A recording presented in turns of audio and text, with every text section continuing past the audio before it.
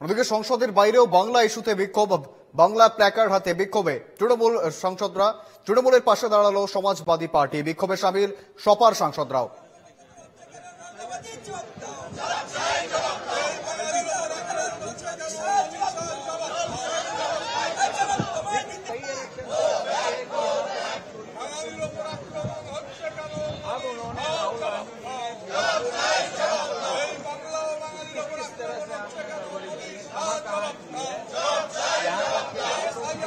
সঙ্গে রয়েছেন প্রতিনিধি বাসব রায়। বাসব, কার্যত বাংলা ভাষার অপমান নিয়ে সরব তৃণমূল এবং সংসদের বাইরে তৃণমূল সাংসদদের আমরা এতদিন ধরে দেখেছি বাংলা ভাষার বিরুদ্ধে এই যে অভিযোগ রয়েছে অপমান করার, হেনস্থা করার বাংলা ভাষাকে, তার বিরুদ্ধে সুর চড়াতে দেখেছি আমরা তৃণমূল সাংসদদের। গতকাল আমরা দেখলাম বিরোধী জোটের মিটিং, রাহুল গান্ধীর বাড়িতে নৈশভোজ।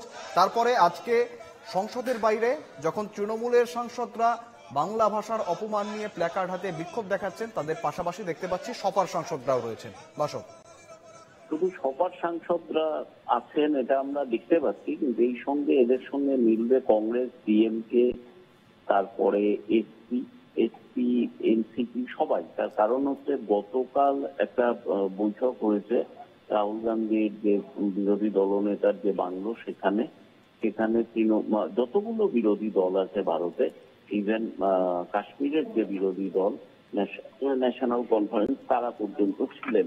তো আজকে যে সংসদ চত্বরে তৃণমূল বিক্ষোভ দেখাচ্ছে, এটা দেখাচ্ছে আমরা যেটা ব্যানার দেখছি বা পোস্টার দেখছি, এগুলো সবই হচ্ছে বাংলা ভাষার অপমানটা মানছি না, মানবো না, এটা হচ্ছে তৃণমূলের বিষয়।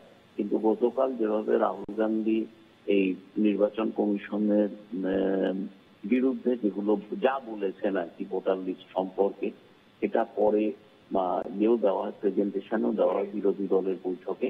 তার মানে বলতে চাইছি এটা যে এর সঙ্গে বাংলা বিরোধী যে বাংলার উপরে আক্রমণের বিরুদ্ধে যে তৃণমূলের প্রতিবাদ বা বিক্ষোভ, এর সঙ্গে জুড়বে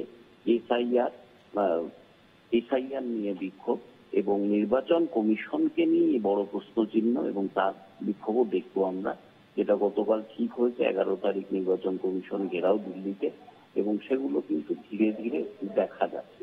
এই ব্যবস্থা মূল্যায়ন। শুভেন্দু, একেবারেই ধন্যবাদ বাসব।